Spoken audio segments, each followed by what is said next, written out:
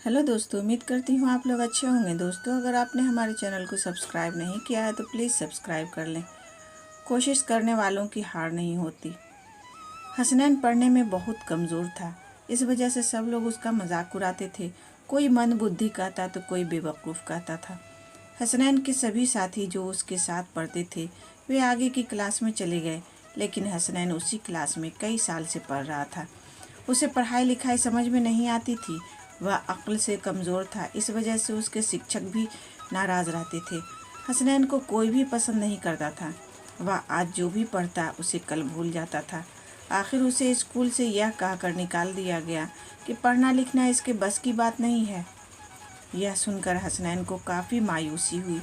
वह भारी दिल से उदास होकर स्कूल से निकल गया। दुखी दिल से हसनैन घर की तरफ बढ़ता जा रहा था। उसके दिल में सैकड़ों सवाल उठ रहे थे। दोपहर का वक्त था, सुनसान रास्ता, तेज धूप। तभी हसनैन को प्यास लग गई। हसनैन ने इधर उधर देखा तो दूर उसे एक कुआं नजर आया। हसनैन कुएं के पास पहुंचा। हसनैन जब कुएं के पास पहुंचा तो उसने देखा कि रस्सी के बार बार घिसने से कुएं के पत्थर में निशान पड़ गए हैं। यह देख हसनैन को बहुत ताज्जुब हुआ। उसने बहुत ध्यान से देखा और उसी वक्त उसके दिमाग में एक सवाल आया। उसने अपने आप से पूछा, जब इस रस्सी के बार बार रगड़ से कुएं के पत्थर पर निशान आ गए हैं तो क्या मैं बार बार कोशिश करने पर भी पढ़ लिख नहीं सकता? हसनैन घर नहीं गया। वह लौटकर स्कूल आया और उसने अपने शिक्षक से जाकर कहा, सर जी, आप मुझे पढ़ने का एक मौका दीजिए, मैं आपको मायूस नहीं करूँगा। शिक्षक ने देखा कि सामने जो खड़ा है वो पहले वाला हसनैन नहीं खड़ा है।